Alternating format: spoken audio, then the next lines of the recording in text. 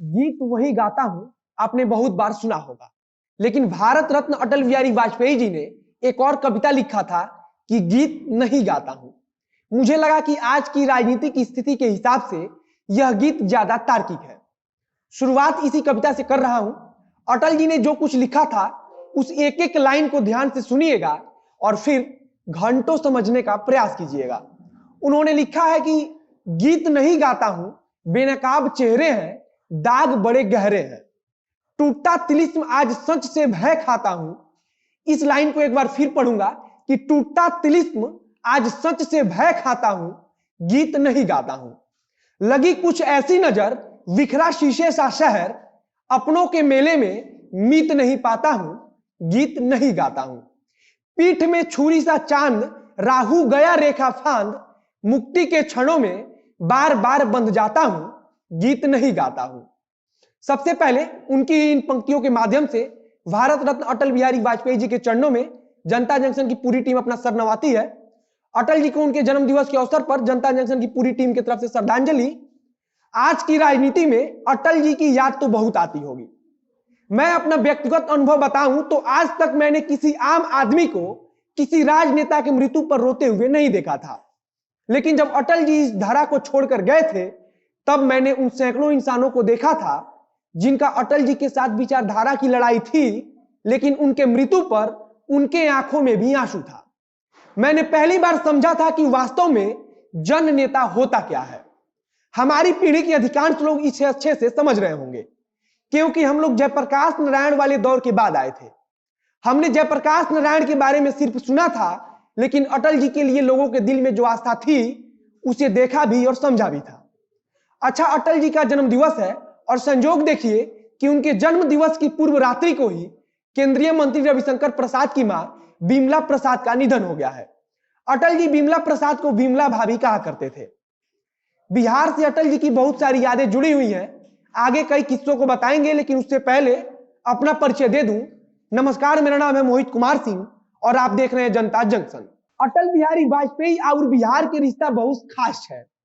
ये वाला लाइन मैथिली में था ना, जानबूझ के बोला है मैंने। दरअसल मैथिली को संविधान की 8वीं अनुसूची में शामिल कराने वाले अटल बिहारी वाजपेयी जी थे।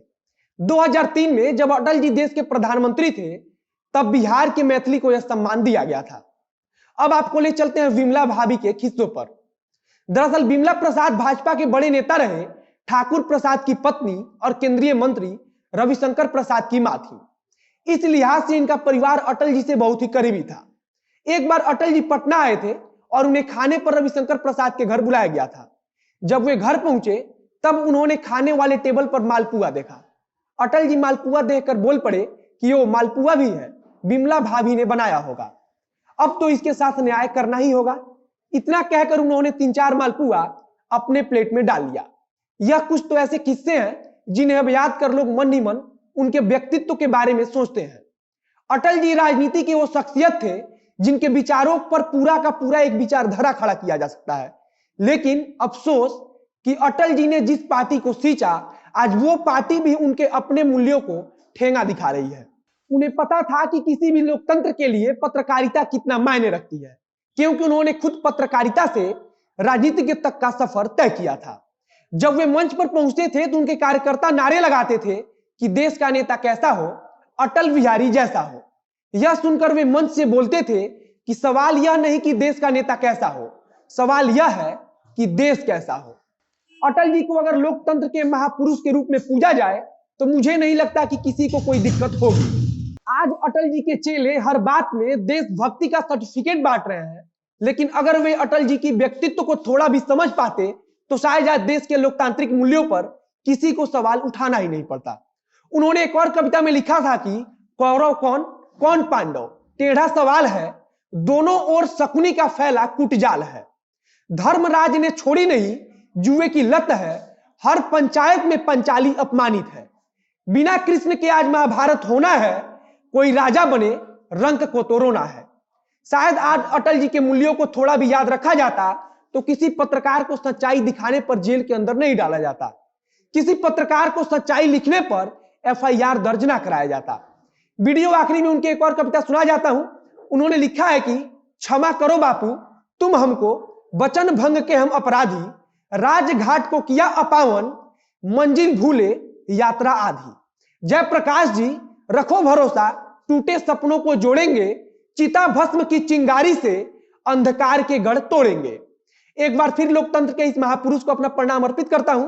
वीडियो आपको अच्छा लगा हो तो शेयर कीजिए, फेसबुक पर देख रहे हो तो पेज को लाइक कीजिए, यूट्यूब पर देख रहे हो तो चैनल को सब्सक्राइब कीजिए। हर वीडियो की तरह इसमें भी बोलूंगा कि फ्री जर्नलिज्म को अपना समर्थन दीजिए। स्क्रीन पर जो डोनेशन की जानकारी दिख रही है उसके माध्यम से आप हमारी मदद जरूर करें। अंत में मेरा नाम है मोहित कुमार सिंह, कैमरे के पीछे खड़े हैं वरुण झा और आप देख रहे हैं जनता जंक्शन। धन्यवाद।